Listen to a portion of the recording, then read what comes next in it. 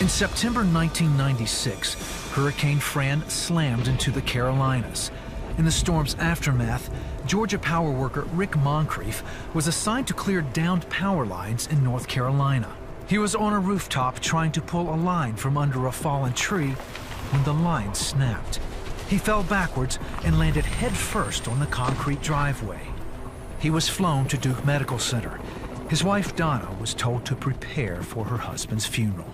I felt a lot of fear, and I felt concern, and I had every scenario going through my brain. How am I going to raise 3 daughters by myself?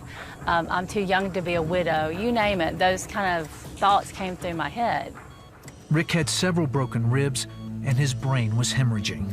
10 minutes after he arrived at the hospital, he slipped into a coma. He was hooked up to a breathing machine and all kinds of machines. And so I just looked at him, you know, I was in shock, I think. I couldn't believe that he was laying there. And the doctors were just saying that it was a wait and see game. They didn't know. I believed in prayer, and I knew that Jesus was the healer. In my own strength right that moment, I didn't have that strength in myself to pray. And so I had believers and friends who were praying for me, as well as for Rick, that we would, you know, that we would be able to come through this. The prayers continued, and by day 5, Rick was still unresponsive. At least it appeared that way. I was taken into the throne room of God. It was more real than you are. It was so real, and everything was just so white, whiter than white. And I was on my belly, on my face before the Lord, and I saw his feet. His feet is fine burned brass. I didn't see his face. But he asked me, what do you want to do? And I kept hearing the scripture over and over. Whose report will you believe? Will you believe the report of the Lord or believe the report of the doctors? And I said, I want to live. I want to live and declare the word of the Lord. And he stood up and he clapped his hands and he said, that's enough. And when he said, that's enough, I began immediately to come out of the coma. His doctor said Rick would never be the same again. Rick and Donna believed differently. She said, well, you're the most luckiest person in the world now that you ever came out of this coma. And you recovered from this fall a little bit, but it'll be 60 months minimum, which is 5 years, before you will ever be 40% back. And I told her, I said, no, ma'am. I said, I don't mean any disrespect at all to you, but I said, it's not gonna take that long. The Lord's gonna do a quick work.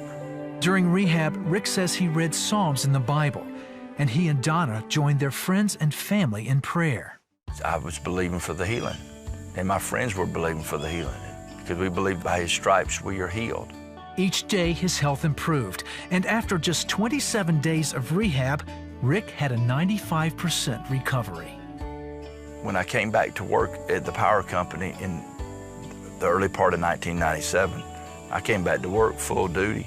The faithfulness of God comes to my mind, that our God, at the immediate cry of our heart, will hear us, and he listens, and he's faithful. The great doctors at these two great hospitals did all they could do, but it was the Father's love. It was his grace. It was his compassion on me to allow me to live today and live these 18 years since this has happened. Rick later retired from the power company and became a pastor. He cherishes every moment he has with his wife and family and says he doesn't let a day go by without giving thanks to God for his miraculous healing. Every day is an incredible day.